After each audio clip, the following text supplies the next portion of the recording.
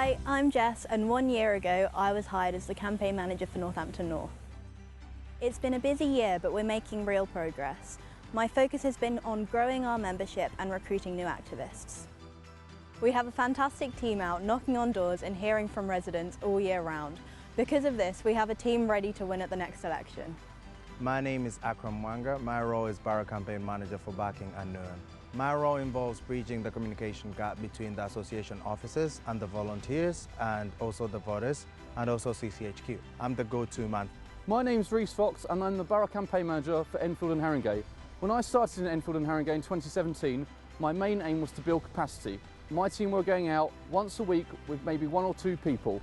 Now, in 2019, they're going out 3 times a week with triple that figure. And that capacity building programme is really paying off. It's been hard work, but now that the association has me as a full-time campaign manager, we can work together to get more members and more activists. And it's working. We've managed to grow our membership by more than 1/3 in just 12 months. It's partly because of the approach we take. I'm a big believer in making campaigning fun.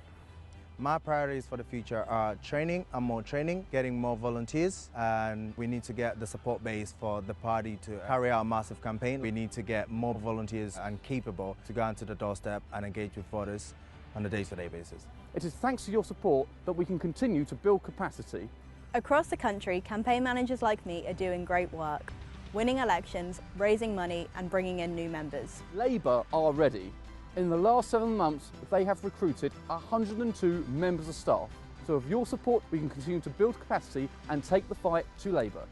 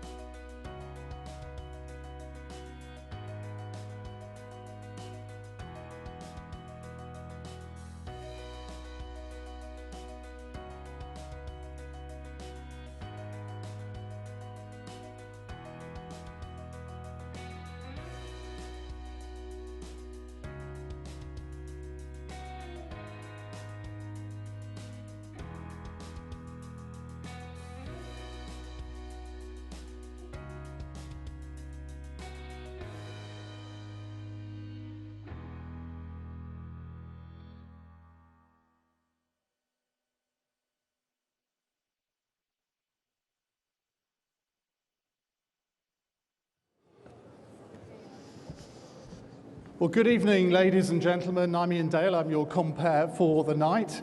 Welcome to the 13th live semi-final of Tories Have Got Talent. In fact, they've got so much talent tonight that not only will Jeremy Hunt and Boris Johnson be addressing you, at the same time, by the miracles of television, they are on BBC One talking to Andrew Neil. I wonder who they'd rather be talking to.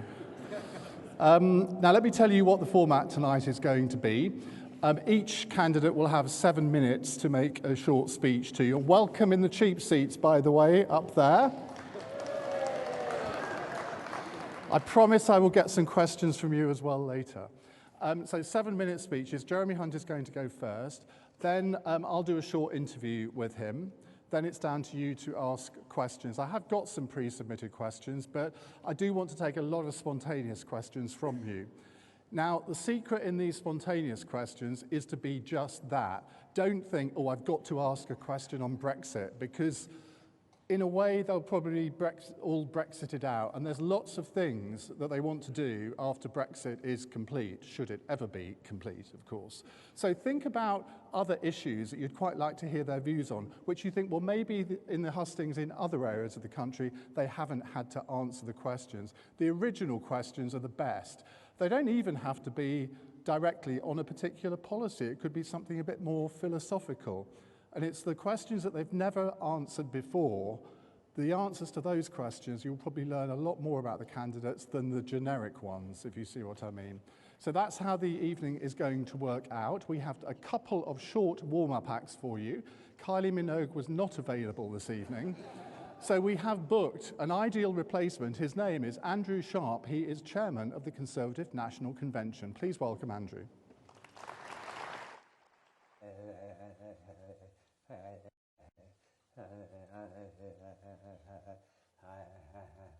Monday, Tuesday, Wednesday. Dear, no microphone perhaps. Hello, hello? Very good. I couldn't hear the joke, so I don't know whether you're being rude or not. So, look, it is an honour and a privilege to welcome you here to this, the 13th of the 16 hustings, as Ian said. And it's great to see so many people here, including overflow, as it were. This whole process has been incredibly good for our party, as I'm sure you'd agree. You'll have already seen plenty of positive commentary about previous hustings from around the country. The first, no less, were described, the questions were described as spot on from Birmingham. And I think that's been a really good experience for the whole party. The candidates have expounded an attractive vision of a post-Brexit Britain that is global in outlook, is pro-business, is pro-free enterprise, is tolerant and optimistic. And I think that this exercise is therefore helping to dispel some of the traditional media narrative about us and our party.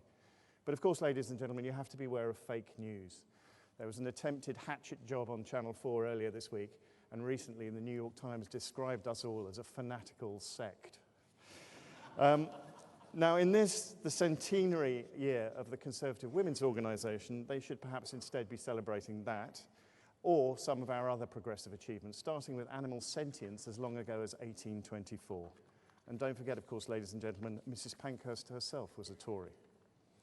Now, the party that I and my national convention officers know, and Pamela Hall is here tonight, the one that we see every week as we travel around the country, is made up of engaged and engaging men and women of every colour, faith, age and sexual preference. United by their belief in our country, our institutions, an unshakable tradition of public service, and also an admirable commitment to campaigning in all weathers. And I've never met anybody in our party who cares where you come from, only where you're going.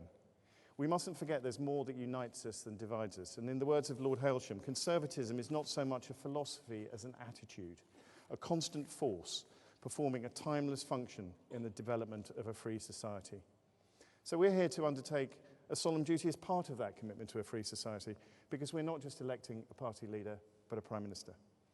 Now, the country we love would expect us to make sure that this process is rigorous, and of course Ian is here to help you do that too. We need a Prime Minister who will deliver Brexit and, of course, beat our political opponents. And we made the case at the party board that the leadership campaign had to have a hustings in every part of our United Kingdom, and that all members should have access to at least one. There was no disagreement, and at this point I'd like to thank very much the chairman of our party, the Right Honourable Brandon Lewis, for his work and support with that. and also more generally for his support for the voluntary party over the last couple of years. It's been very, very warmly received. I'd also like to thank the ops and conference teams at CCHQ. Running all of these has been a mammoth undertaking, as you can imagine. So Tom Skinner and David Comerford in particular deserve a big thank you from us. And finally, although he's not here this evening, I'd very much like to thank your regional chairman, Peter Booth, also a very big supporter of you in particular. He works tirelessly on your behalf, as I'm sure you're aware, and he's held in very high regard. Now, before I hand over, can I ask one further question on the subject of resources? As you will have seen, there was a note on your chair about campaign managers and the campaign managers programme. Can you please read that and take an interest in it? Some people are shaking their heads. This happened to me yesterday as well. I did see some earlier.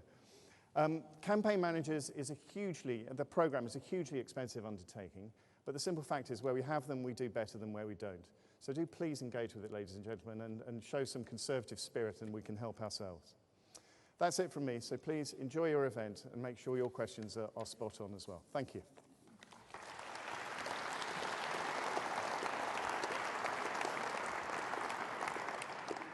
The last time I was on stage in Cheltenham, I was hosting a night with Anne Widdecombe. Yes, the mind boggles, ladies and gentlemen.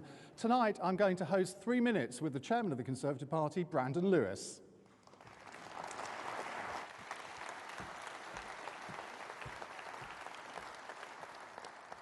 Good evening. Thank you, Ian. It's fantastic to see so many here tonight, and I've just got a couple of things I wanted to say to you. Firstly, I want to give a huge thank you to my colleagues in the 1922 committee. Geoffrey Clifton Brown, one of the committee executive, is actually with us this evening because the 1922 oversaw a phenomenally professional and efficient and an effective process in Parliament, which has then handed over to us two great candidates. Two candidates who have been going, as Andrew rightly said, all around the country to all 4 nations and to all regions to make sure that we in the voluntary party have a chance to see our next leader, to hear from our next leader, and to quiz our next leader. And that is a hugely important task. As Andrew rightly said as well, our next leader is also going to be the next Prime Minister of this country. So it is important we have the chance to hear what they've got to say. And what's been brilliant to hear over the last few weeks is both our candidates outlining exactly why it is we are and should be, I hope you like me are, proud to be Conservatives, because we're hearing a positive vision, a determination about the future of our country, showing people all over our country that it's the Conservatives who have got the ideas, the enthusiasm and that determination to deliver for people everywhere in the future. And you've got a chance to quiz that tonight. So when it does come to those questions from the audience, please do give some thought to your question. And I have to say, you get a chance to do what we've seen time and again over these hustings, which is a proof that our party is the greatest party there is and the right party to lead our country because of the quality of our party and our membership. And that's a huge thank you from all of us to all of you for being part of that family.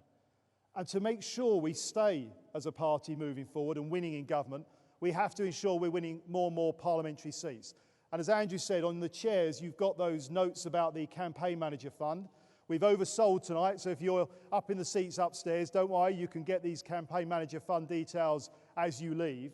Do give some thought to supporting that fund. We want to make sure we get a campaign manager here in Cheltenham for Alex Chalk to ensure that we keep this seat and stop the Lib Dems any chance of winning, and that we regain Stroud and continue to develop and win seats around the country. We can only do that with a really strong professional campaigning machine, and you can play a part in that.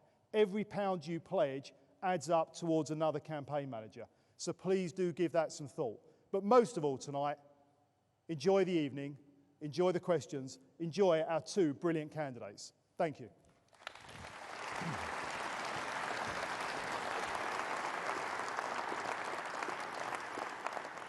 Well, it's nearly showtime. Let's watch a short campaign video from Jeremy Hunt's campaign team.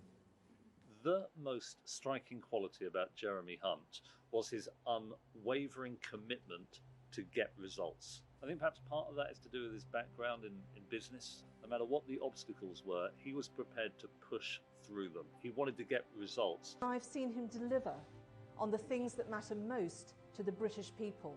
He has credibility from all sides. I trust him on Brexit. I've known Jeremy for 40 years, and about 25 of those years we've worked together, setting up various businesses. Those early days were absolutely about his determination and grit. He would never give up.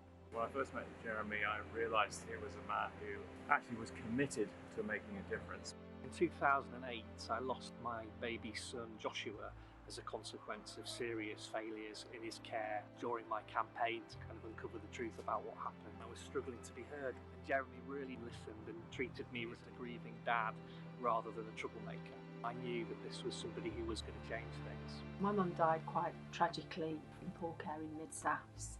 Jeremy was incredibly kind. He saw the bereaved daughter behind the campaigner, and he saw the people that mattered. I have known Jeremy Hunt since the early 2000s. He and his business partner started funding the education of children living with HIV in our community-based programme. Jeremy's generosity was sensed by us all. That desire to make a difference really drives him. It's never been about him. It's always been about what he can do to help others. The work he's done will save the lives of countless babies, and other families will not have to go through the kind of pain that we did. People often underestimate Jeremy because he comes across as being such a polite and generous and nice person, and he is. But I remember hearing him warning the EU not to mistake British politeness for British weakness, and I thought that just about sums him up. I was pessimistic about the London Olympics. I thought, we could mess this up. I remember talking to Jeremy in the build-up. He said, no, we're a great country. We can do this if we have the right mindset. The delivery was outstanding. It also had this element of fun. I know that Jeremy was very involved in getting that balance right. He believes in Britain as a force for good in the world. He's shown strong values at the FCO and consistently good judgment. Negotiating, toughing it out when things get really difficult, keeping going, having a vision. Those are the skills that we need in a Prime Minister. He's a unifier. He's somebody who can reach out to different groups of people. My dad always taught me that politics should be about making a difference in ordinary people's lives. And Jeremy made a huge difference to our lives. He gave us hope, and that for me was the main thing, that he gave us hope in some very, very dark days. Ladies and gentlemen, please welcome Jeremy Hunt. Hi, Ian.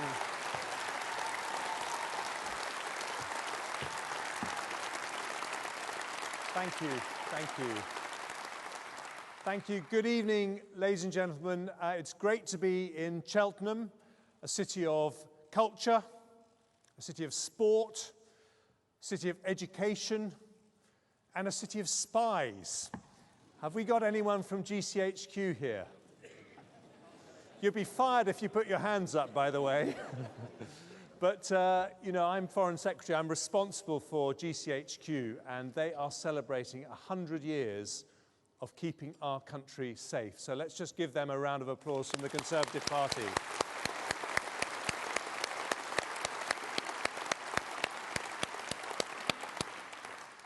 Now, I'm looking around, and I can see the odd Back Boris sticker, and the odd Has to be Hunt sticker. And I remember Bruce Forsyth once said, remember, only half the audience are ever going to like you. Don't worry about the other half, the bastards. But that's not going to be the Conservative Party, because we're going to come together after all this. We're going to be united, aren't we? And defeat Jeremy Corbyn and deliver Brexit.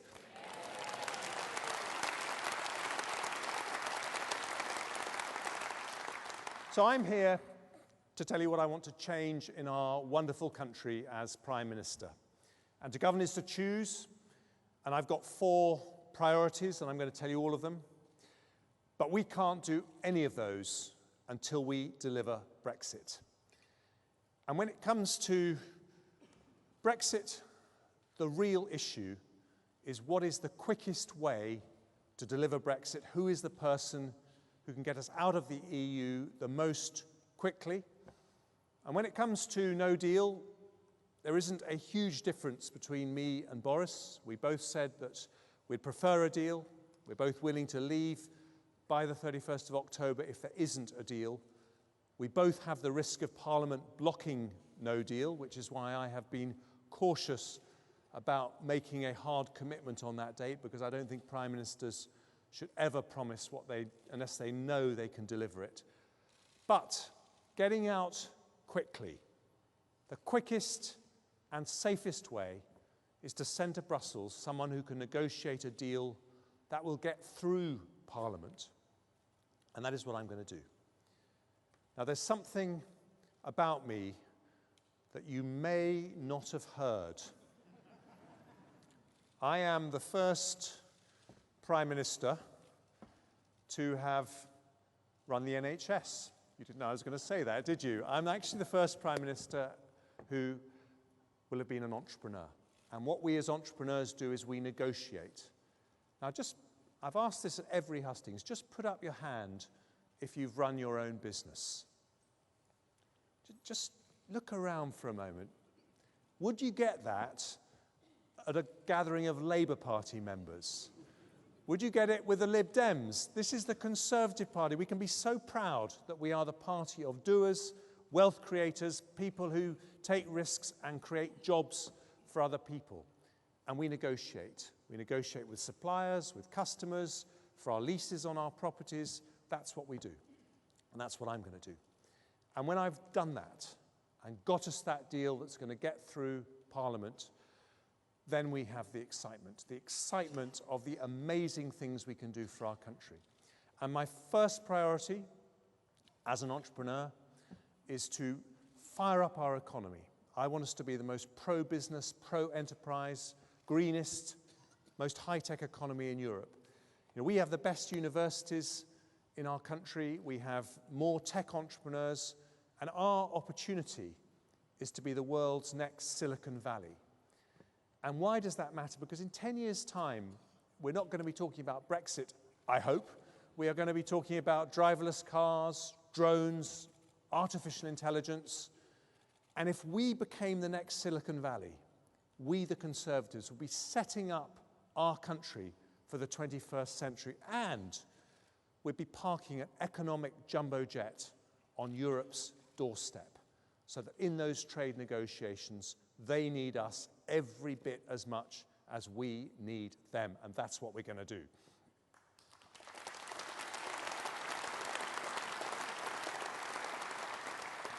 Number two, I'm the Foreign Secretary who's going to make our country walk tall in the world. And hasn't our Royal Navy done fantastically in the Gulf this week, protecting British shipping? And I've said I'll put more money into defence, and I'll do it because the threats are growing, but I'll do it for another reason. At the point of Brexit, I want the world to see that Britain, that special country that has always done more than nearly any other country to stand up for democratic values and the security necessary to underpin those values. I want the world to know that Britain is strong, Britain is confident, and we will always stand by the values that we believe in.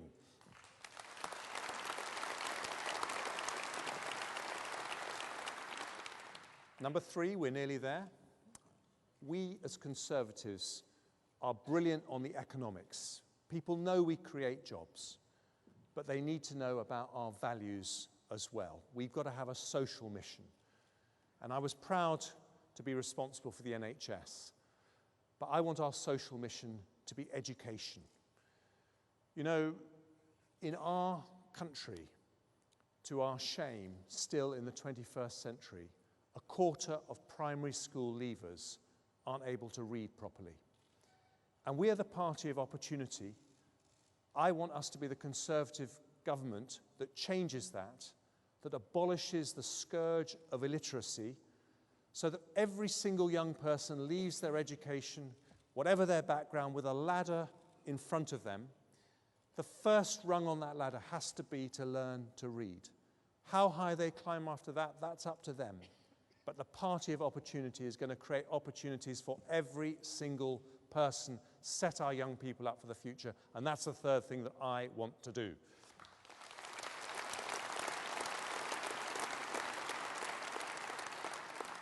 And then the last one. This is actually a political one.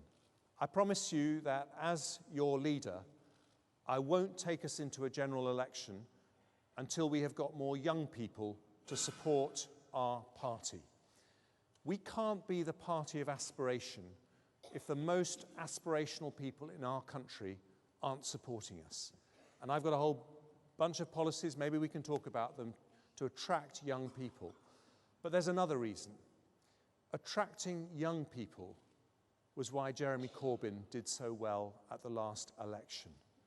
And we must recognise the real and present danger to our country is a Labour Party that has become the most ruthless, dangerous, anti-Western, anti-British, anti-Semitic, hard-left cabal that we have ever seen in British politics. And our job is to stop him. We're going to get more young people on board so that we can do that.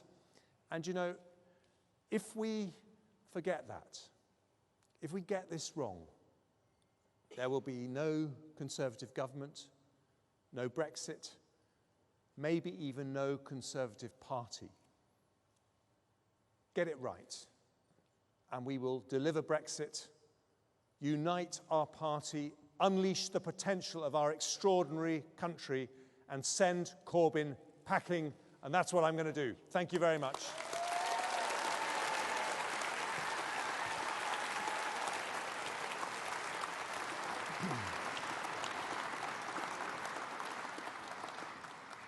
Now, in these hustings, I normally spend 10 or 15 minutes interviewing both of the candidates, but I suspect after the grilling by Andrew Neil, you've probably had enough of that.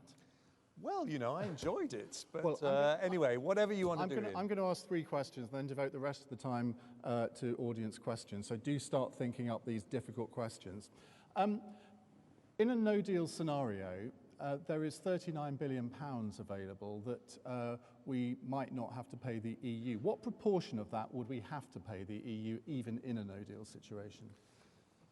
Well, my understanding is that around half of that are debts that we agree that we owe legally. And, you know, I'm a businessman who paid my debts, and we're a country that honours our debts, and we would do that under my Prime Ministership. But another chunk of that 39 billion is to do with the transition period, which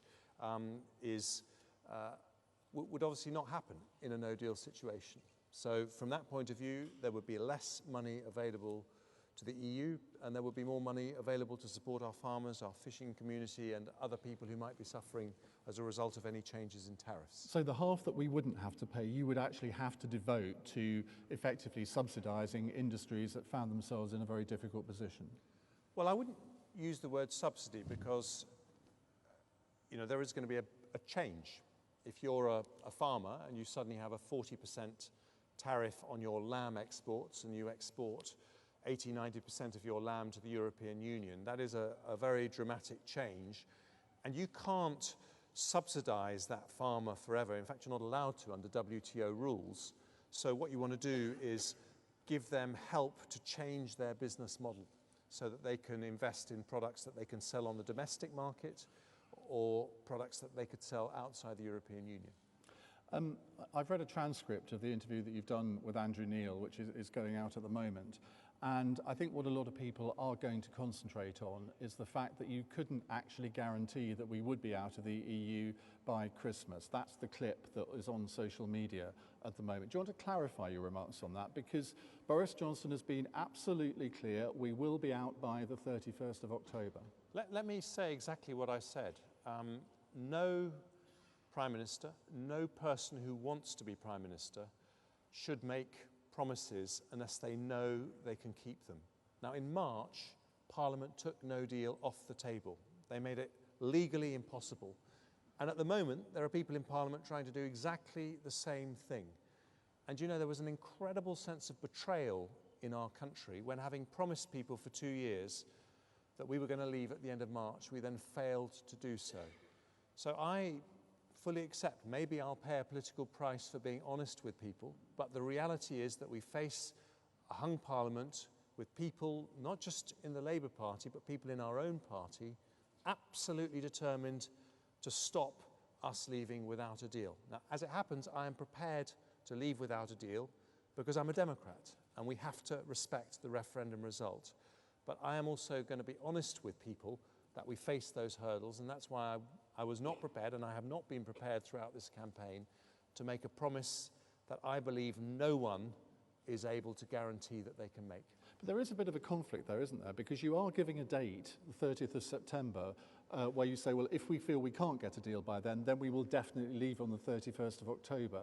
Why can't you give a date after that? Because there is a logic to your position saying that, well, if we're near a deal by the 31st of October, if it takes a few more days, a couple of extra weeks, that's fine. But you've got to quantify that. In the Andrew Neil interview, you didn't. You let people think that you would go to Christmas and beyond. And that's exactly the same kind of can-kicking that Theresa May has done. No, I didn't. I actually said, if you look at the interview, in fact, it's just finished broadcasting, so you'll be able to enjoy it when you get home, folks. But what I actually said is the quickest way to leave the European Union is to choose someone who can negotiate a deal that can get through Parliament.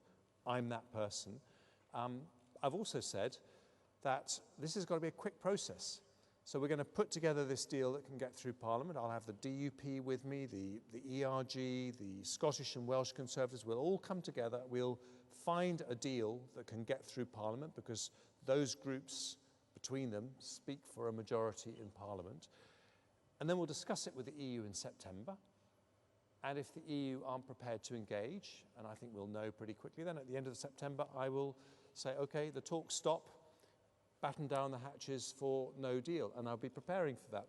But I can't tell you, Boris can't tell you, no one can tell you what Parliament will do in that situation. And that is why the only honest thing to do is to be clear that we face those risks. And as Prime Minister, I'm someone who will only make promises that I know I can deliver. I think that's absolutely fundamental to trust in British politics. But you've gone...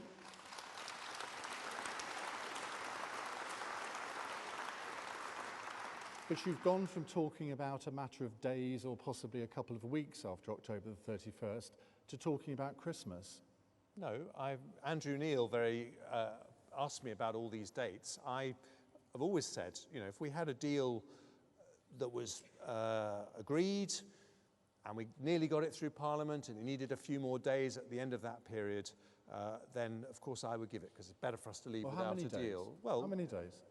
How can you answer that question, Ian? You know that perfectly well. We don't know what the parliamentary process you could will be saying 30, 60, 90. I think everybody here would like to have an indication from you as to whether you're thinking a few days, a month, 2 months, 5 months. Well, if you have a deal that is agreed in September and then it needs to get through Parliament, we know that this is a matter of days and weeks. We can sit nights, we can sit weekends, we can do it as quickly as we possibly can, and that is a short period of time.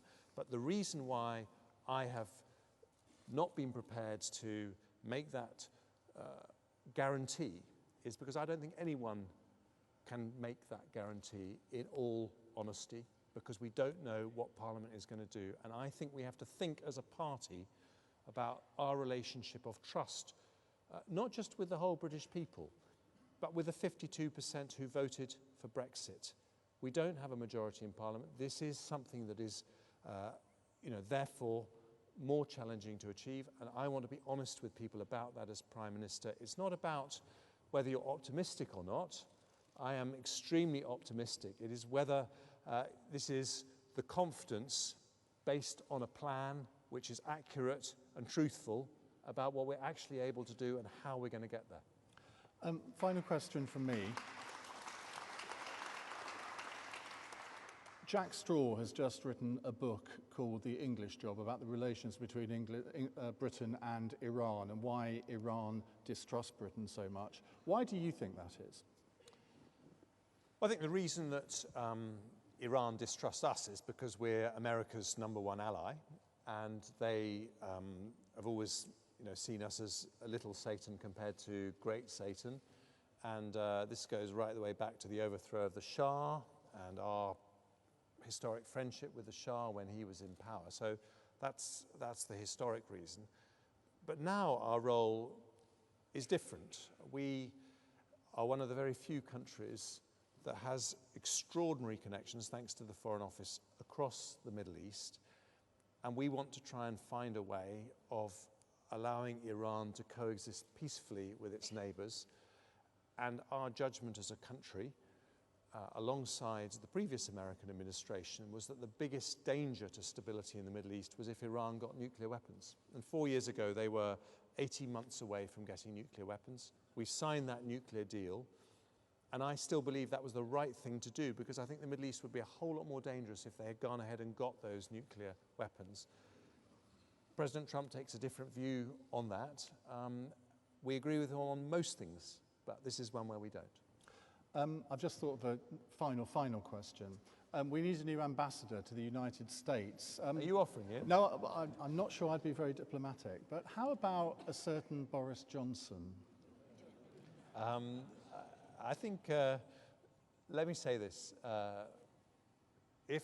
when I'm successful, and by the way, this race is a lot closer than people are giving it credit for, I want Boris to have a major role in my government because of what I said in my comments earlier. We've got to come together after this leadership contest, which I think has done our party great credit in the way it's been conducted, but we have to come together. So whether it's that role or another role. Oh, so you're not ruling that out then? We'll see, we'll see. That'd be something to talk to Boris about. Wouldn't it? Can I be a fly on the wall? No. Right, let's go to your questions. I've got a couple of ones that you've submitted in advance, and then we'll go to spontaneous questions. Nicola Bell, where is Nicola? Over there somewhere. And after Nicola, we'll go to Edward Hazan. Nicola. Good evening. Hello, Nicola. Are you going to allow the prosecution of our armed forces for doing their job to go ahead? I think it is totally wrong, Nicola, that we are dragging people who have served their country, showing great courage, through the courts nearly 40 years after Bloody Sunday. My dad was in the Navy.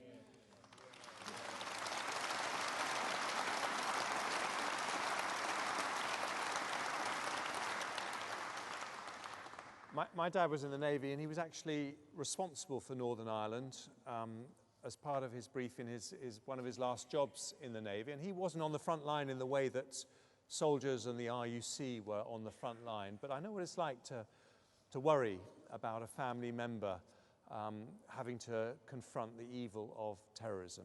So what we need to do is to find a way to solve this that does not cause any risk to the Belfast Good Friday Agreement, which is one of the huge achievements of our country that, thanks to the painstaking work by John Major and also, dare I say it in this audience, Tony Blair, but it was a huge achievement for our country to get that peace process underway. We want to make sure we protect that, but we also have to have justice for people who serve their country, and there can be no equivalence between what they did and what the terrorists did.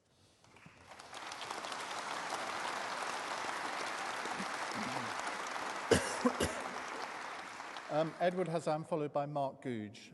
Edward, somewhere over here, I believe. Hello, good evening. Just put your hand. Edward, where are you? Up here. Oh, sorry. up there. Edward, hello. In the cheap seats. The eminent Conservative philosopher Sir Roger Scruton was fired from his position as chair of the Building Better, Building Beautiful Commission after his views were deliberately misrepresented on Twitter. What should the Conservatives do to remedy this injustice? I think we should reinstate him.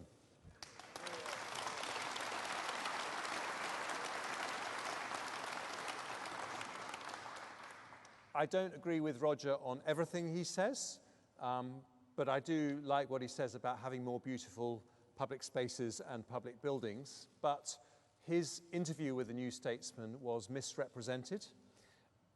In the summary that the New Statesman did about that interview on Twitter, the editor of the New Statesman, to his credit, has acknowledged that and accepted that that was the wrong thing to do. And now we know that. I think we should be fair to Sir Roger and give him his job back.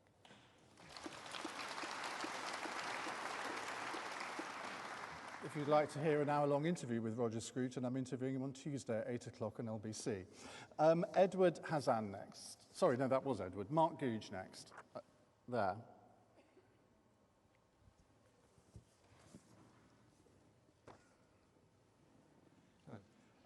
Low wages, poor infrastructure, and lack of social mobility are more of an issue in the countryside than they are in the major cities. Never mind the Midlands engine and the Northern powerhouse. What will you do to reinvigorate England's rural and market town heartland? Well,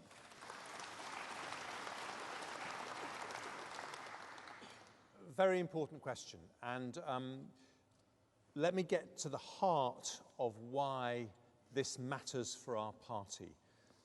If we remain the party that is primarily seen as the party of London and the South East, which is the most prosperous region in the whole of Europe, we won't win general elections. And the reason that we are in power now is because people like great local MPs like Alex Chalk won cities like Cheltenham against the Lib Dems, and we won a whole swathe of seats across the southwest. We won marginals in the Midlands and the north against Labour, and we have to be the party of the whole country, and the rural community matters to that. And I think one of the most important things we can do is sort out rural broadband and rural phone connections, because of course that is the way you stop the depopulation of villages. People can set up their own businesses from their living rooms.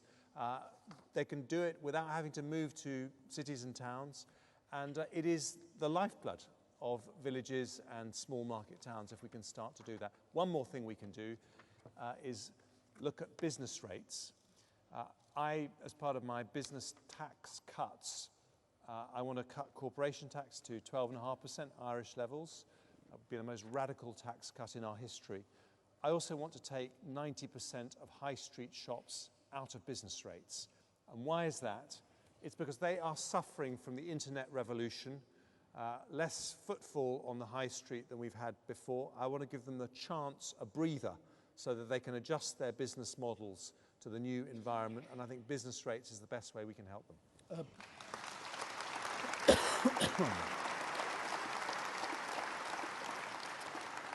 Bernard Cook is next. Where are you, Bernard? That. And then the final question that's been pre-submitted from James Lister. Thank you. Other than throwing laptops at would-be migrants, how can anybody using technology stop anyone walking across an Irish border that's still open? Okay, very important question.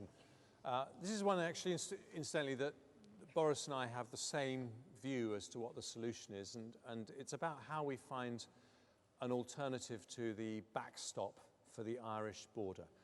And where there is agreement across the Conservative Party on all wings of the debate about Brexit is that we cannot have a return to a hard border on the island of Ireland.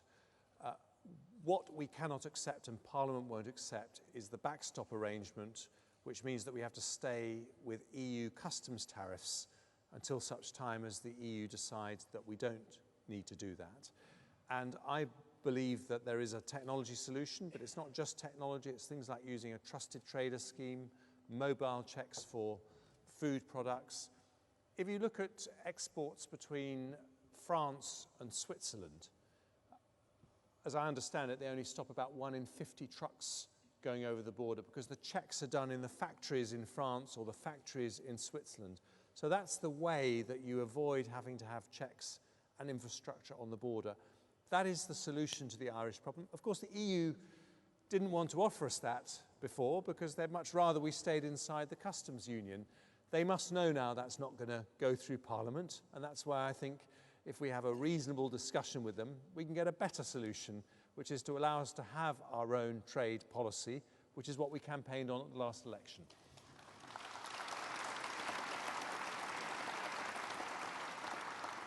James Lister. Good evening, Mr. Hunt. Hello, James. As somebody who is beginning to learn to drive, the cost of fuel seems to be far too expensive. The duty on the fuel is currently 57.95 pence a litre. In the event that you become Prime Minister, will you commit to reducing this tax? Well, James, I would love to commit to reducing all sorts of taxes. The tax that I've chosen to prioritise is not perhaps your first choice, but I've chosen to make the most radical cuts in business taxes that we've ever had in our history. And the reason I've done that is because we Conservatives know that the only way you can spend money on our precious public services like the NHS or the education system, or give tax cuts like the one you would like on fuel, is by growing the size of the economy. And if we do what President Trump did, I don't agree with President Trump on everything, as you'll have seen this week, but if we do what he did in terms of business tax cuts, he fired up the American economy. They're growing now at twice the rate we are, more than 3%. We're growing at 1.5%. If we got to that level of growth, we'd have an extra £20 billion to spend either on public services or on helping people contain the cost of living. So that's why I think the first thing we should do as Conservatives is look at what we can do that only Conservatives know how to do, which is turbocharge our economy.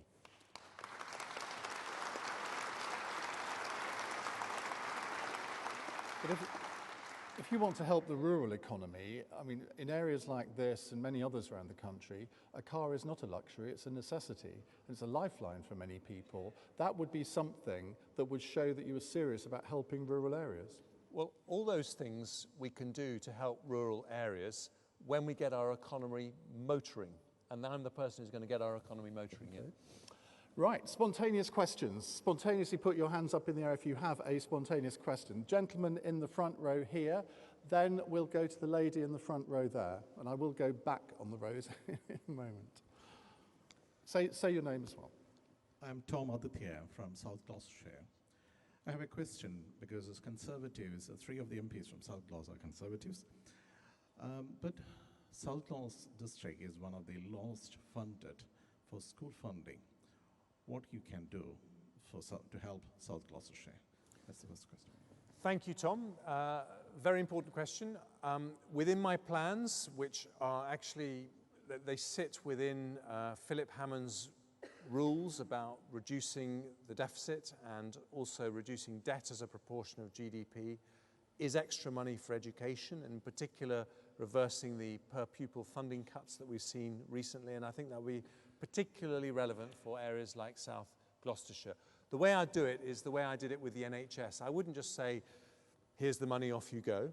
I'd say, can I have a 10-year reform plan from the education world?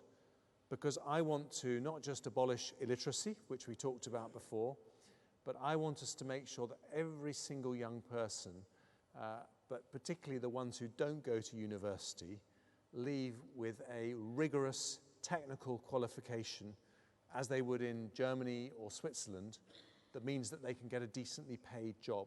And that is a big change, not just in our schools when it comes to literacy and numeracy, but also in our FE colleges and our technical colleges, where we need to make sure that the qualifications people get are properly rigorous.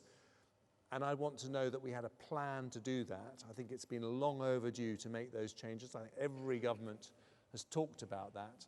And I would say, money on the table, but can we have something for something so that we really can boast that we have the best education system in Europe?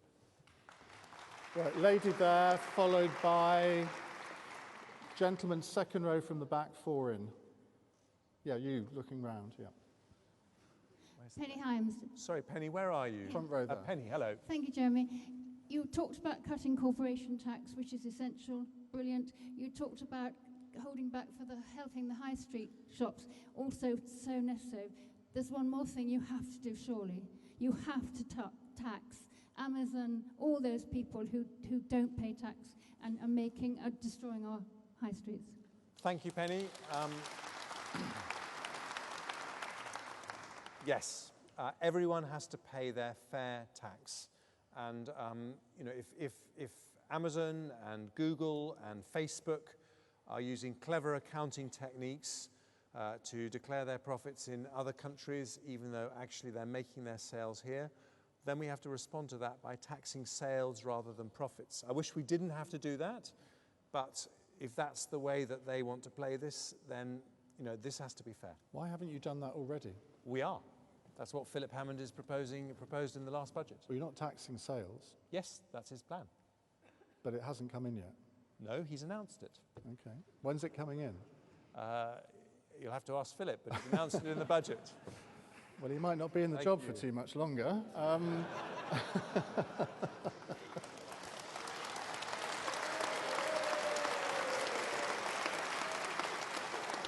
Right, gentleman there, have we got a microphone? No, it was the gentleman in the second row from the back, sorry. Can you pass the microphone back? And then someone in that group there, have we got some over there? Andrew Miller, County Councillor. My question is, how are you going to achieve net zero by 2050? Thank you, Andrew. And first of all, we talked about attracting the votes of young people, and climate change is an absolute litmus test for young people as to whether we as a Conservative Party share their values. So they look at people like me, 52 years old, they say, you might not be around in 50, 60 years' time, we are going to be, and we want to know that you as Conservatives are going to conserve our planet, and we want to know that the ice caps are going to be there and so on. And so it's very, very important for us as a party we do that. Let me give you a practical idea, and I think this just shows why we're a little bit different to the way the left talk about all these issues. First of all, our approach to climate change has to be a pro-growth approach. The way you deal with climate change is not by making people poorer, it is by making the economy richer so that you can invest in things like clean technologies. Now I'm probably going to lose a lot of votes here, but we are, I'm afraid, going to have to dig up our roads again to have fibre optic cable going to everyone's front door so that we have a 1 gigabit connection. That is just the way the world is going. So my proposal is, when you do that in a city like Cheltenham, at the same time, why don't we put in electric car charging points so that we can move to electric car only towns and cities? Great for emissions, but also great for mums and dads taking their kids to school who worry about the fumes, and also great for noise levels in our cities. So that's one of the ways. I want to have pollution-free cities in 10 years. Right, gentleman over there, do we have a question upstairs? Oh, right at the end there, in the second row at the top. Right, sir. Hello, Nick. Sorry. Hello, Jeremy. He's over there. Over here. Hello. Can you actually stand up when you ask your questions, so we can see where you are? Hello, everybody. Do you want to be leader of the Conservative Party? Don't milk it, mate. Firstly, thank you for coming this evening to Cheltenham. It's very much appreciated. Do you believe, obviously, with us leaving the EU, whether it's with a deal which I don't believe we're going to achieve, or a hard Brexit, which I think is basically on the table, our relationship with America, the United States, is going to be as vital as it ever has been. I myself believe the way Boris answered the question for Sir Kim with regards to the uncertainty of his future was the right way to address it. Not only because it sort of shows relationships with, it sort of safeguards relationships with Mr. Trump and doesn't sort of put him in a bad way. It keeps a relationship with America, and it doesn't give the answer that, no, we're not standing with you, America, and we're not standing with you, Britain. It's just, I think that's one of those questions that couldn't have been answered, and I think the way he did it was the best way. Would you not agree? Well, you're going to have the chance to listen to Boris in about 10 minutes' time, so he can speak for himself. But let me tell you my feeling. President Trump said something which I profoundly agree with when he came to Britain for the D-Day commemorations. He said that the relationship between the United Kingdom and the United States is the most important in history. And when you look not just at the victory over the Nazis in the Second World War, but the peace that we've had since then, the fact that we haven't had any major world wars, it's been Britain and America that have been the countries that have made that possible. That alliance is so important, not just to our two countries, but actually to the whole world. And that's why I have always prioritized that relationship. But a relationship between allies needs to be a relationship of respect. And that will mean sometimes that we tell each other when we disagree. And I'm afraid this week I didn't agree with President Trump criticizing Theresa May just 2 weeks before she steps down as Prime Minister. I didn't think that was respectful, and I think amongst friends sometimes you have to say that if you're going to keep the relationship as healthy as it needs to be. And I'm someone who's prepared to make those difficult decisions.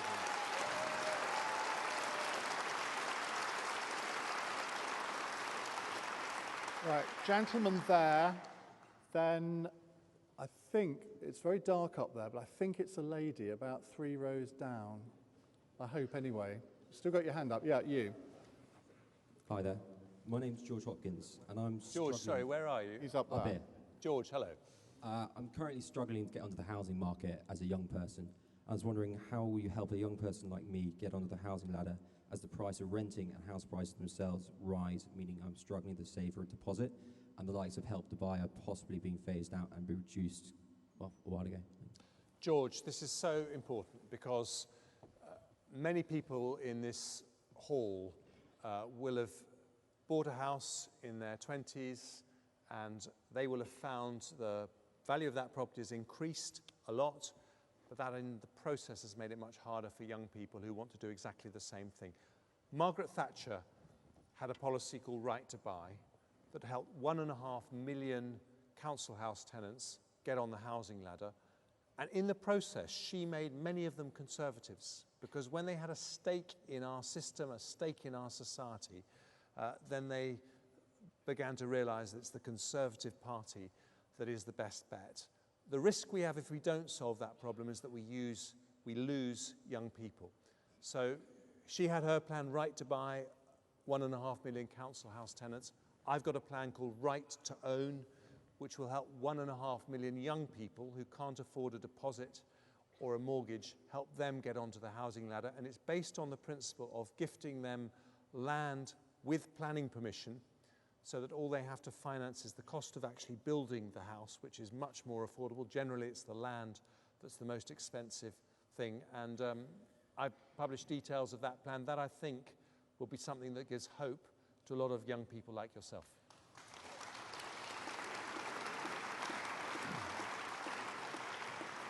Just as a quick follow-up to that, do you think there is a case for taking housing out of the DCLG and actually making it a cabinet appointment on its own? Because it is going to be one of the biggest challenges facing your government if you win. I actually think the thing that matters is the Secretary of State at DCLG. I mean, Sajid Javid did that job fantastically well, and he really did champion the needs of people like George as a cabinet minister. So I don't think it's about being its own department, but it is about choosing the right person to champion it. Right. Hopefully the lady that I picked out there. Yes. Hi. And then, just 1 second, and then the gentleman here.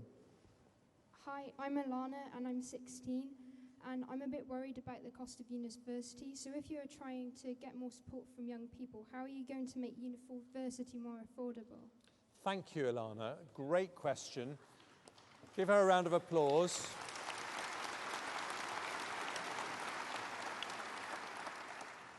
I think William Hague made a speech about your age at a famous Conservative Party event, so maybe we'll hear more from you. I am a very big supporter of our tuition fee reforms because they have given us the best and the best funded universities in Europe. We've got 3, by some counts, 4 of the world's top 10 universities in our country. Other European countries haven't got any in the world's top 20. And this is a great thing for people like Ilana to know that we have these fantastic universities in our country. But I cannot justify to you, Ilana, or to anyone when I knock on doorsteps, 6% interest rates on those tuition fees.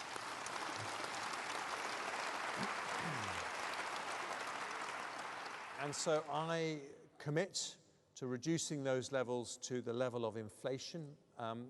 The thing that is most bonkers about the system we have at the moment is that because we have these high interest rates, the debt spirals up. Even when you're at university, it's going up by 6% a year when you're not able to work. And then we only get half of it repaid. And that must suggest that something is wrong in the system that we have at the moment. So I do want to sort that out. Right, can we have the microphone down here, please? And then lady here.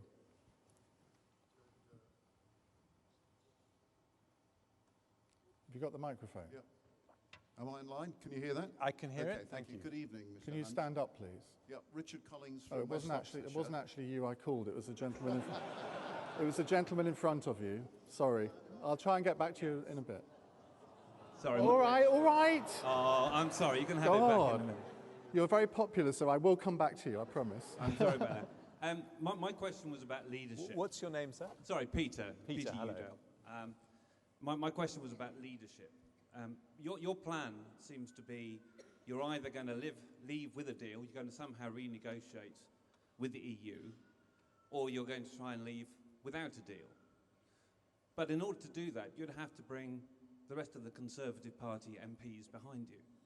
How do you think you're going to do that? Well, Peter, leadership is about telling people what they need to hear, not just telling people what they want to hear. And this situation we're in at the moment is solvable, but it's not easy. And I'm not going to tell anyone that it's going to be an easy process. What I will say to Conservative MPs is that unless we come together, there will be no Brexit, because we need to not just have unity amongst Conservative MPs, but we need our friends in the DUP to be voting with us in Parliament. That is the only way that we can deliver Brexit. And in Parliament, they will try and stop a no-deal Brexit if we don't manage to get a deal. But Dominic Grieve and Philip Hammond do not want Brexit. They don't want Brexit. So how do you get them on board?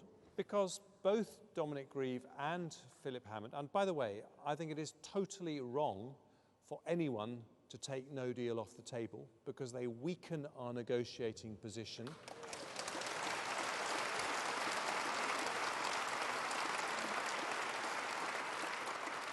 So what we need to do, the safest way, is to actually negotiate a deal, but we have to be prepared to leave without a deal. And I just want to make another point about leadership and about unity. You know, the great thing about our party, if you look back over the last 30 years, is that we have had a radical tradition, a Thatcherite tradition in our party, which has reminded us that great countries do bold things from time to time.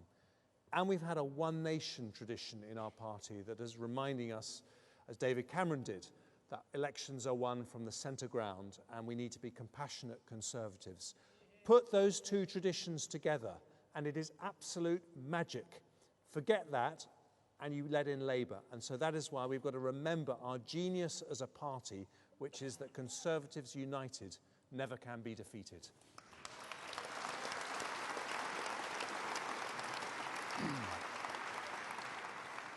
I'll come to you in a moment, madam, but I'm going to get booed if I don't go to this gentleman over here. I got booed in Birmingham, but I don't expect it in Cheltenham. At last I'm online to Mr. Hunt. Thank you. It's a similar point, actually, to my friend here, but I will pursue it, which is I think you and Boris need to get real and also get rough and tough. You've been a negotiator in business. Negotiators is about leverage, and the question here is how much leverage do we really have? The EU, as you have been saying, can see the parliamentary arithmetic. They've been listening to all these dialogues and hustings, no doubt, that have been going around. So there's no reason for them to say other than they've been saying, and if I was in their shoes, I'd say the same. You've got the deal. That's the deal that was negotiated. We're not budging, and that's the end of it. So what makes you think you can actually get the EU to budge and actually come up with a much better deal that actually will get through Parliament, and actually the DUP, who are principal in this, accept it? Well,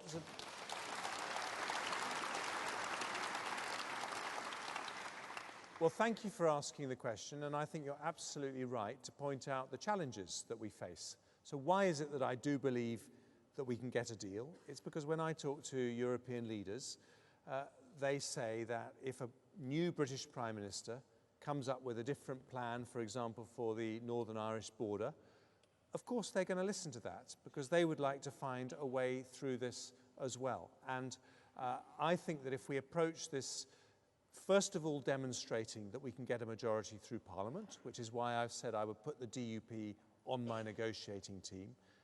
But secondly, we approach it with the right tone. And in business, you know, you don't do a deal with someone you don't trust. So you have to be able to establish that relationship.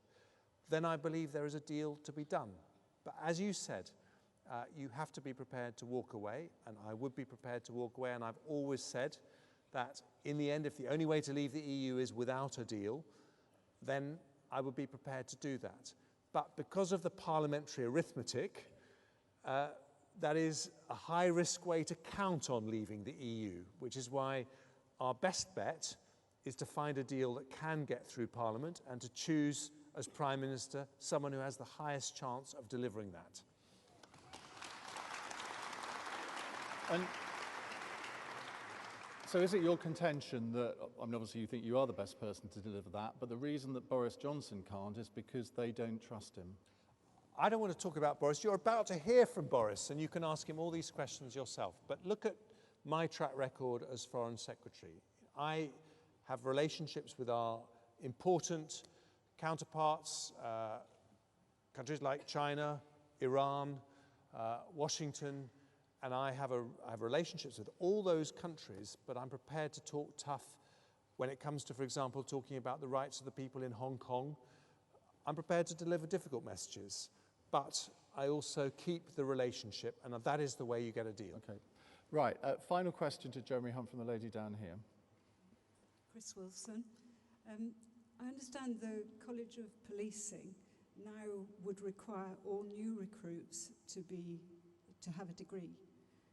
With your experience in the NHS and nursing, who also went through that process, what is your view?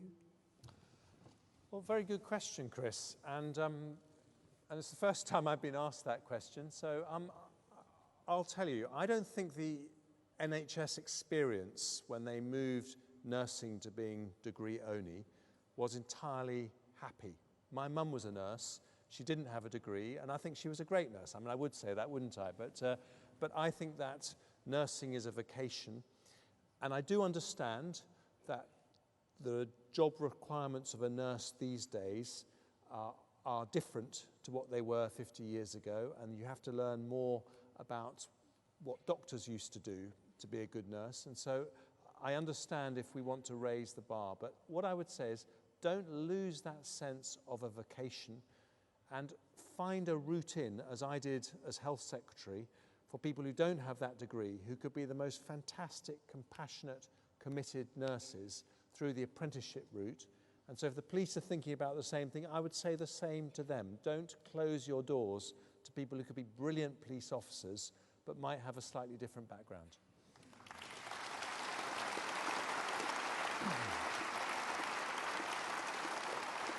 That's it. Well done. Ladies and gentlemen, thank you very much. Thank you, Jeremy Hunt.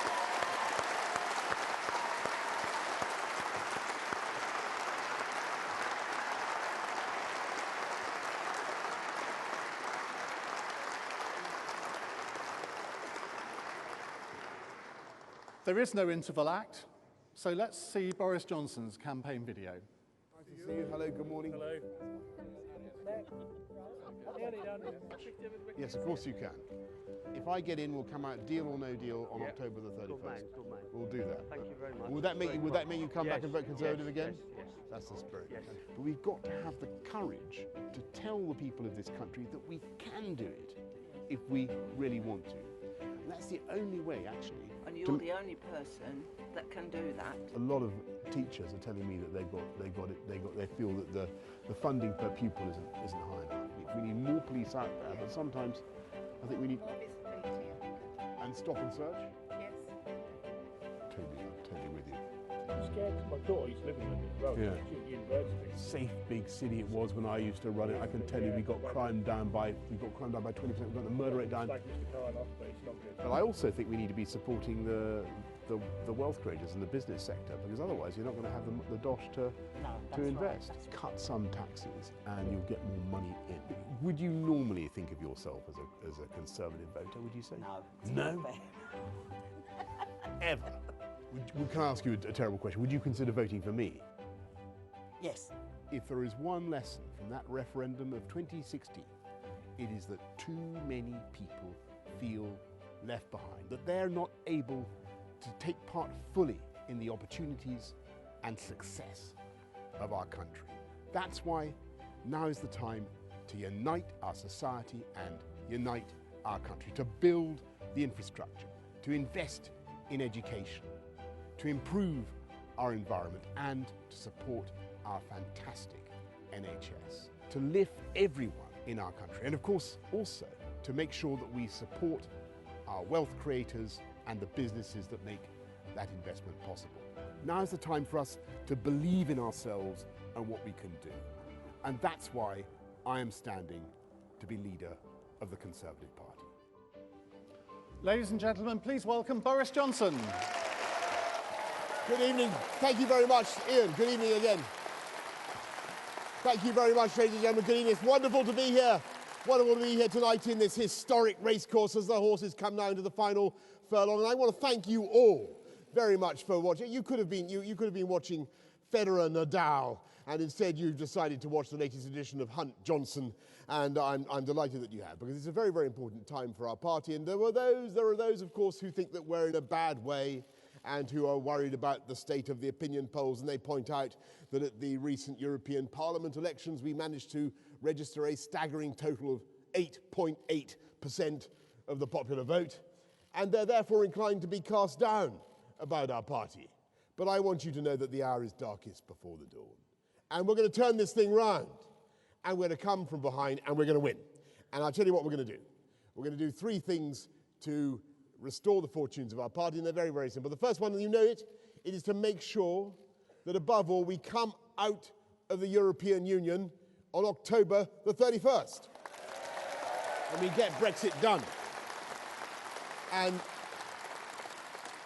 there are several key ingredients of the deal that we're going to do. Number one, we're going to make sure that we take the provisions on the European Union citizens who are here in this country, the protections that they deserve, and we're going to put those into law in a unilateral and supererogatory way. Isn't that the right thing to do? We should have done it ages ago. That's what we're going to do. Number two, we're going to take that 39 billion, rather a large sum, I think we're at the upper end of what the EU was expecting, and we're going to suspend it in a state of creative ambiguity over the talks until such time as we get the answer that we need. And then, of course, the third thing is to make sure that we deal with those issues of frictionless trade across the Northern Ireland border and indeed elsewhere, and we take those questions, which are eminently soluble, and we remit them for solution where they properly belong in the context of the negotiations on the free trade agreement that we are going to do after we have left the European Union on October the 31st. That is the right way forward. And in the meantime, we of course get ready to do what? To come out without an agreement, to come out with no deal if we must. And I don't want to end up there, but I think you'll agree it is sensible to prepare for that eventuality, isn't it? And I think it's totally wrong that for 3 years this country has been told that we can't get ready, that we're not up to it, when I think we can get ready. And we are up to it. And the Gloomadon poppers will tell you that the planes won't fly, and that there won't be clean drinking water in Gloucestershire. And I've even heard it said, I think it was the Department of DEFRA said, that there wouldn't be adequate supplies of glucose and milk solids and whey wherewith to make the Mars bars on which our children depend.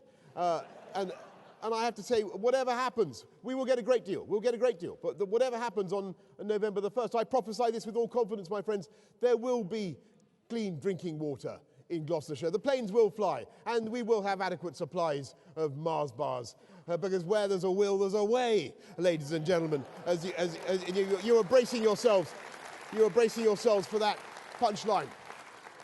And after we've come out of the EU, we'll be able to begin the work of relaunching our party and bringing our country together. And if there is one sentence that sums up what I want to do, it is to unite our country in the way that I was able over 2 terms to unite the city, to unite London. If you may remember that when I became Mayor of London about 11 years ago, we had 4 of the 6 poorest boroughs anywhere in the UK. After 2 terms, when I stepped down, we had none of the poorest 20. That's because we brought crime down, we'd invested massively in infrastructure, we'd boosted technology, and that is effectively what we need to do in our country today. We need to be raising up education funding around the country, don't we? I think the disparities have grown too big, and the per pupil funding should be increased around the country. It's an absolutely right thing to do with the funds that we have available. We should be investing in better policing, and I've proposed that there should be another 20,000 police on the beat, and we'll make sure that happens as well. We should also be investing much more in transport infrastructure of all kinds. And I want to be the Prime Minister who does, for instance, for Northern Powerhouse Rail, what I was able to do with Crossrail. I want to be the Prime Minister who does for connectivity in the West Midlands, what I was able to do with the tube upgrades, linking together those incredible centres of urban dynamism in the West Midlands, as Andy Street is already proposing. Thank you for that support from the younger generation. That is what we should be doing. We should be doing all kinds of things to improve, not just mass transit, not just public transport, but of course our roads as well, like the missing link roundabout, for instance, here or hereabouts, that needs to be improved. Now, if I make a final point about infrastructure, we should of course be improving our broadband connectivity. This is no longer a luxury.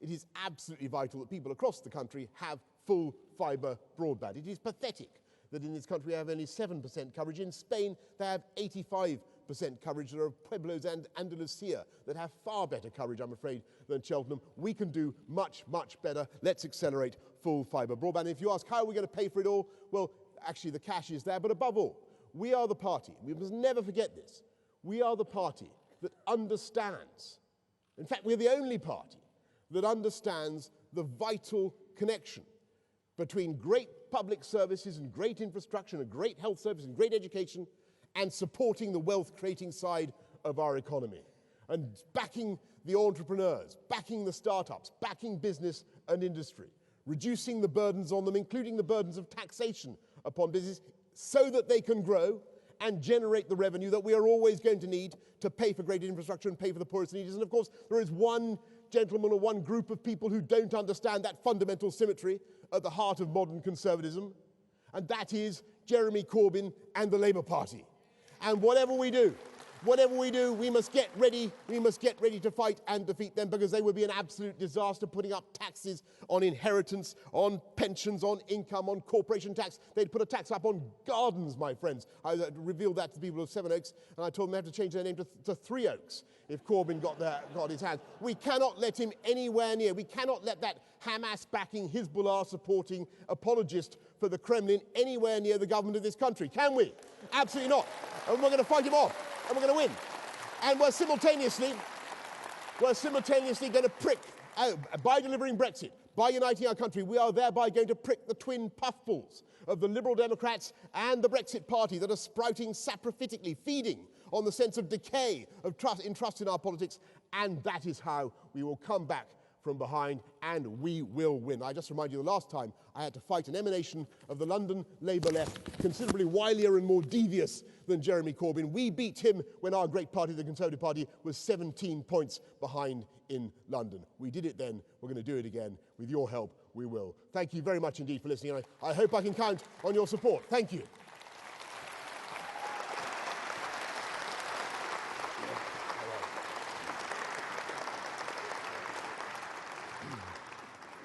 How was Andrew Neil? Well, I congratulate all this audience for turning up to listen to this live tonight, and rather than watching either Federer, Nadal, or Andrew Neil. I don't know how it was. I missed it, of course. I mean, I've been here. Well, you were in it. Well, it was like any other Andrew Neil interview. It was a sort of rumbustious exchange, or my side of it was. I didn't see Jeremy's, but it seemed all right. Now, I think probably no blood drawn was my general view at the end of it.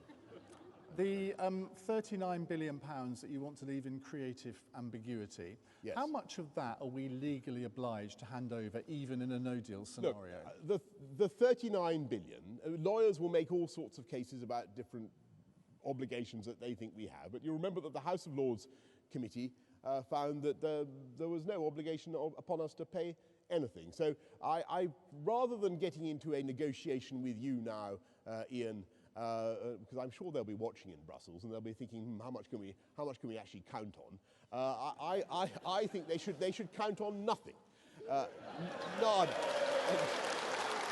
And I think as I say, the entire sum should be suspended in a state of creative ambiguity over the talks until we get the result that we want. So what do you say to your opponent who, sitting in that seat a moment ago, said that he thought we had to pay half of it and we had to meet our legal obligations? Well, look, all I can say is I do not wish to play back any of the points made by anybody. You know, the whole point of this is to avoid needlessly criticising one's opponent, but I do think it is, generally speaking, a mistake in any negotiation needlessly to weaken your own side in the talk, so undermine. So that is why. So that's what he did half an hour ago in that seat. So that is why I put such emphasis on the importance of getting ready for no deal, and that's why, even though people pester me a lot about this, I won't go quite so far as to rule out proroguing Parliament, even though I don't want to do it in a million years. If you see what I mean, it is very, very important as you go into a negotiation to be firm about what we intend to do. And I want to come out of the EU with a great deal on October the 31st this year, not October the 31st next year or the year after or whenever my opponent thinks is a good idea. You know, we need to get on with it.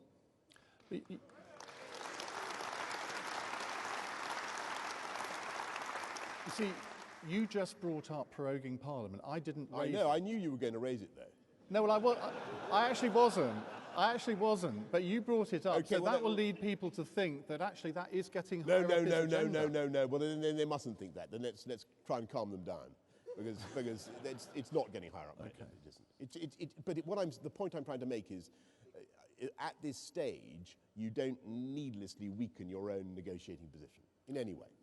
If you had your time over again, would you answer that question about Sir Kim Darroch that was put to you by Julie Etchingham on Tuesday in a rather different manner? Well, look, on Kim, I rang him day before yesterday to say how sorry I was that he had gone. I was very surprised that he resigned, because I think that he's been an exceptional public servant, and the point I was trying to make was that I think all our ambassadors, all our civil servants should be defended and protected from the leaking of their stuff into the public domain. I also felt it was a bit unfortunate that his career was being turned into a political football on a live TV debate about the Tory party leadership, and so I wanted to steer off it if I possibly could.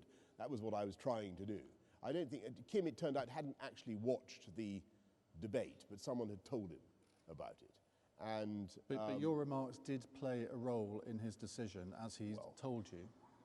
Well, if that is correct, then obviously. Well, you admitted it was correct to Andrew Neil. That's a great shame. But as I say, my understanding is that what happened was that Kim was told about the debate, and I think what may have happened is that he received a garbled account. What I was trying to do was to say that. I don't think that our civil servants should have their private advice to ministers leaked, and I think that people who do leak confidential advice to ministers should be hounded down and prosecuted. And that's my view. And I suppose in the TV debate I was slightly taken aback that the tenure of Kim was being turned into a political. You must have expected that question. No, I thought it was extraordinary, actually.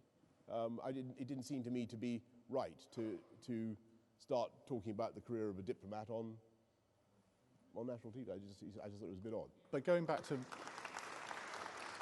to my first question on this, do you, in retrospect, do you wish you'd answered that question slightly differently? Well, I think it would have been better if the whole subject had never come up. I know that, but that wasn't my question. Well, no, because what I was trying to say.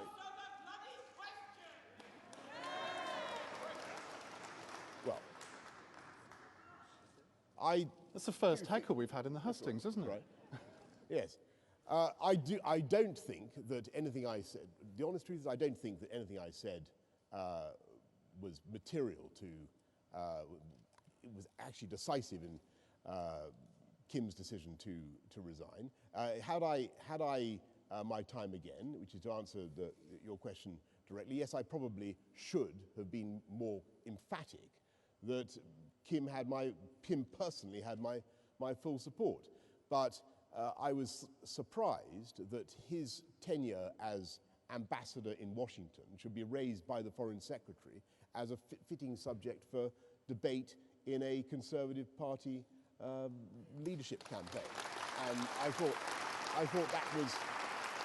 thought since, and given that he then, having received the fulsome backing of the Foreign Secretary and having been assured that he was going to be kept in office for the rest of his term, it then seemed to be odd that he resigned, and I didn't understand that. Okay. Obviously, a new ambassador has got to be appointed. What about Ambassador Jeremy Hunt? Well, I'm not going to. That would be, taking this contest for granted, and I won't do that. And nor will I give any. I'm not going to discuss any potential appointment that I might make, because that would come under the general heading of measuring up the curtains. He didn't rule you out for the job, by the way. Final question from me. Iran, obviously massive issue at the moment. Why do you think the Iranians distrust us so much? Well, the Iranians it's very interesting. The Iranians are just about the only country in the world that still believes that Britain runs the world. And they think that we're behind just about everything. And that we manipulate America, which in turn manipulates Israel, and that's how they see it. That's the view of the taxi drivers in Tehran, and they've had a long-standing view of that, view of the UK. Well, ever since I suppose the Mossadegh was deposed and all the rest of it.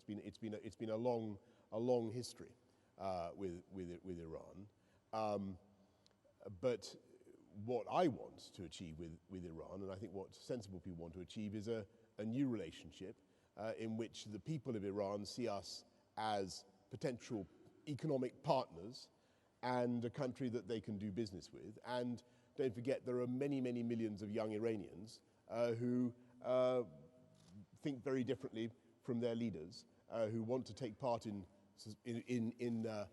the economy in a different way, and we should be reaching out to them, and not necessarily constrained by the very difficult relations we currently have with Tehran. When you have meetings with Iranian representatives, ministers, or you phone them up as Foreign Secretary, I mean, how does that go? Is it incredibly awkward? Well, no, because as you know, there are factions in Tehran, and so the Iranian Revolutionary Guard is a sort of state within a state. But then people like Rouhani or Javad Zarif, my former counterpart as foreign minister, really represent a different strain of opinion.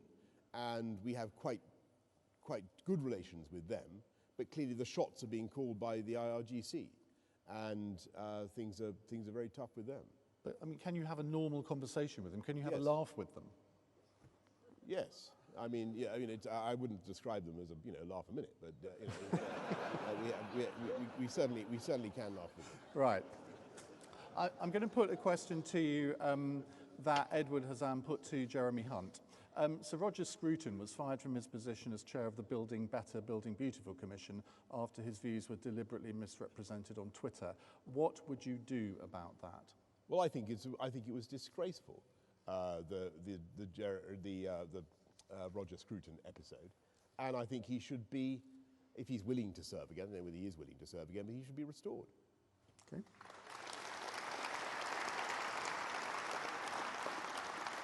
Right, Richard Silvey. Where's Richard? Followed by Marion Griffiths. Where are you, Richard? Over there. I'm Richard Silvey. I'm a retired veterinary surgeon and still farming. I would like to ask you, Boris, what are your views on the long-term unification of Ireland? I'm against it. I think if I keep my answers snappy, we can get through more. But I mean, I think that it's, you know, we've got a settlement. I think that our union is very precious. So let's stick with it. Okay, Marion. Good evening, Boris. Where are you? Here. Oh, over there. Good evening, Boris. My question is on the subject of pensions. 7 years ago, 3.8 million women were denied their state pension without being given sufficient notice to make alternative provision for their planned retirement. How would you plan to resolve this issue, please? Well, thank you. And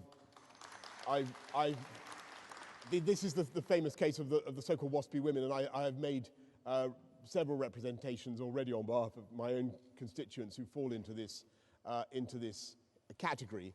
And I must say that the answer I've got back from the Treasury is not yet satisfactory. But I will undertake, if I'm lucky enough to succeed in this campaign, to return to this issue with fresh vigour and new eyes and see what I can do to sort it out, because I'm conscious it's been going on for too long. But do you commit to sorting it out? I commit to doing everything I possibly can to sorting it out. But you know, obviously, the Treasury the Treasury raised some stupefying sum that they say will be necessary to deal with it. I'm not convinced that that's necessarily true. Let's see what we can do. But you would be First Lord of the Treasury. Yes, and I'm not making any more spending commitments tonight. That's all right. Right, Daniel Charlton, followed by George Williams, then we'll go to spontaneous questions. Where is Daniel? Down there. And where's George? Is George here?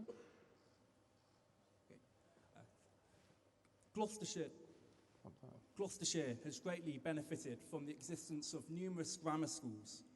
Will you commit to ending the ban on the creation of new grammar schools and show that we are the party of social mobility? Well, thank you.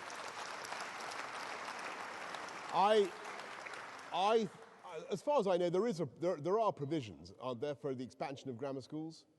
Of existing ones. Of existing grammar schools. Look, I'm in favour of academic selection. Let me put it that way. I think it's an incredibly powerful utensil of educational improvement. I'm not sure that going back to the era of grammar schools, the 11 plus everywhere, is going to be the right way forward.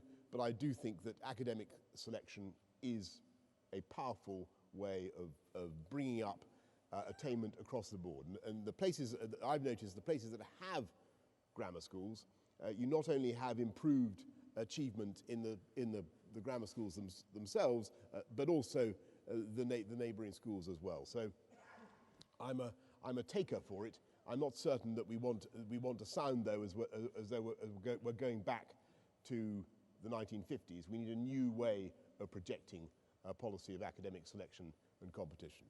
Okay, George, I think, are you at the back there? Hello. I live in a village. For most things, I have to travel to Cirencester.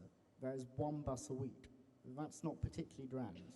What would you do to improve the connectivity of our villages to our towns for rural folk like me? Well, thank you. And I do think that, I've mentioned full fibre broadband, which I think is an important aspect of rural life. But you're talking about buses. And yes, we do need a better bus networks across the country. And I think that you've got to make sure that local government is properly helping bus networks to survive. And I think it's been one of the difficulties of the recent the cash settlements we've been forced to give local authorities, that they haven't often had the funding they think is necessary to help with local transport. I think buses are a much undersung resource, and I will, I cannot pledge at this stage to put huge sums of public money into buses, but I will certainly do what we can to improve the network. But I'm conscious that this is a big issue across the country. Right, over to you for questions. Let's have the lady, or is it a gentleman? No, I can't see which one of you has got your hand up. It's the lady here. And then gentleman right at the back over there.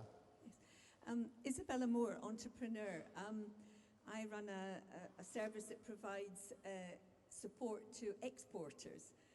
And you as Foreign Secretary and also a fluent French speaker, I'm sure you're aware, I understand that you are, that you are aware of the benefits of having those foreign language skills. Yet the uptake in schools and at universities of language has been declining during the last 15 years. You can sell it, you can buy in English, but you can't sell. What would you do to reverse this situation? Well, I think you're making a very, very good point. And actually, it's one of the paradoxes of EU membership, that the teaching and learning of French, German, other European languages has fallen dramatically in this country. And I remember campaigning vigorously when I was both as mayor and previously as a journalist for the teaching of those languages. What we should be doing as we come out of the EU is building new partnerships with France, with Germany, with all our European friends to strengthen the teaching of those languages with exchanges and everything else. Because it's very, very striking that by doing everything through Brussels, we've allowed the bilateral cultural relations often to atrophy. I mean, particularly with Germany. It's considering what a huge trading partner it is, it's staggering how little cultural language teaching exchanges there are. Right, gentleman right at the back there, then the lady down here. Martin King, Mid Worcestershire. Yes. My daughter lives in London and is approaching the age at which I, as a single man, bought my first house. What will you do to ensure that there is affordable access to housing for all people across the whole of the country and nobody has to run the risk of sofa surfing? Well, thank you.